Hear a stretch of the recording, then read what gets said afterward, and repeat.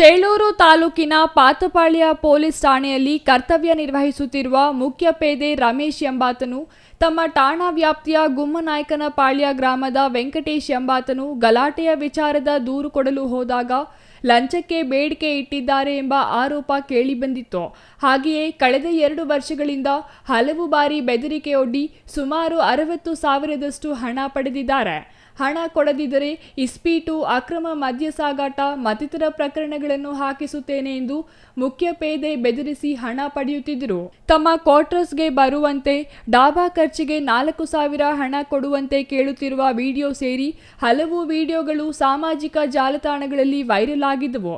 ಈ ವಿಚಾರ ಜಿಲ್ಲಾ ಪೊಲೀಸ್ ವರಿಷ್ಠಾಧಿಕಾರಿಯವರ ಗಮನಕ್ಕೆ ಬಂದಿದ್ದು, ಆರೋಪವು ಮೇಲ್ನೋಟಕ್ಕೆ ಕಂಡುಬಂದಿದ್ದು, ಇದರ ಹಿನ್ನೆಲೆಯಲ್ಲಿ ಶಿಸ್ತು ಕ್ರಮ ಕೈಗೊಂಡು ಮುಖ್ಯ ಪೇದೆ ರಮೇಶ್ ಅವರನ್ನು ಅಮಾನತುಗೊಳಿಸಿ ಆದೇಶ ಹೊರಡಿಸಲಾಗಿದೆ ಹಾಗೂ ಮುಂದಿನ ವಿಚಾರಣೆಯನ್ನು ಬಾಕಿ ಉಳಿಸಲಾಗಿದೆ. Ganesh R, CTV news, Bagepalli.